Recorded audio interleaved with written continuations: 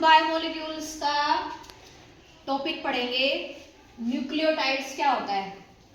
Nucleotides के बारे में हम बात करेंगे कि न्यूक्लियोटाइड्स किससे मिलकर बनता है और कैसे इसका फॉर्मेशन होता है, क्या इसकी स्ट्रक्चर होती है।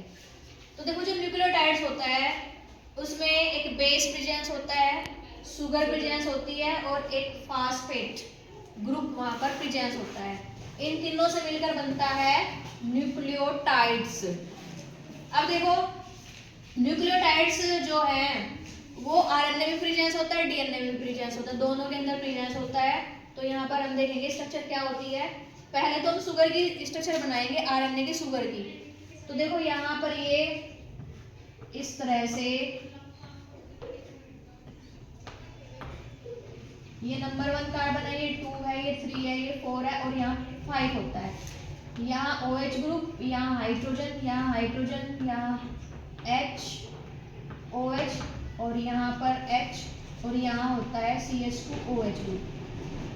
तो ये हो गई शुगर आरएनए की। तो यहाँ पर देखो बेस नंबर फर्स्ट पोजीशन पर जो ये कार्बन एटम है यहाँ पर बेस जुड़ा होता है, यानी यहाँ से OH रिमूव होगा और यहाँ पर क्या हो जाएगा, कोई भी बेस आकर के जुड़ेगा इस पोजीशन पर। सेम ऐसे ही नंबर 4 पोजीशन पर जुड़ा होता है फास्फेट नंबर 4, यानी नंबर 1 पोजीशन पर जुड़ेगा बेस, नंबर 4 पर जुड़ेगा फॉस्फेट। आ जाओ भाई, आ जाओ, जल्दी आओ। जुड़ेगा बेस, नंबर 4 पर जुड़ेगा फास्फेट। तो यहाँ पर ये शुगर की स्ट्रक्चर हो गई, बेस नंबर फर्स्ट पोजीशन पर, नंबर 4 पर फास्फेट। अब जो बेस होगा, बेस दो तरह के होते हैं, एक प्यूरिन और एक पायरिमिडीन। तो यहाँ पर हम बेस जोड़ देंगे नंबर फर्स्ट पर, ये हमने यहाँ पर बेस जोड़ दिया है। नंबर 4 पोजीशन पर, यानी ये नंबर 1 कार्बन हो गया, 2 हो गया, ये हो गया नंबर 4 और ये हो गया नंबर 5।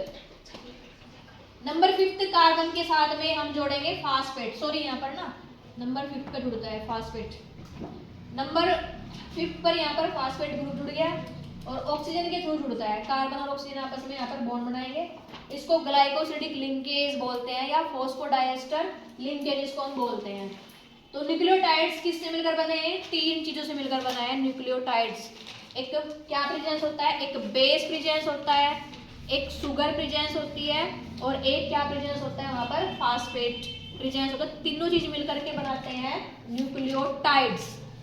और न्यूक्लियोसाइड क्या होते हैं, जिसमें ओनली बेस और शुगर होगा, उसे हम क्या कहते हैं, न्यूक्लियोटाइड्स बोलेंगे, सॉरी न्यूक्लियोसाइड्स बोलेंगे।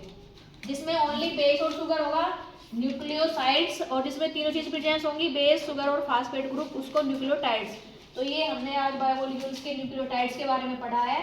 और ये आरएनए में प्रेजेंस होती है, आरएनए के अंदर, RNA ribonucleic acid, ribose nucleic acid इसको बोलते हैं।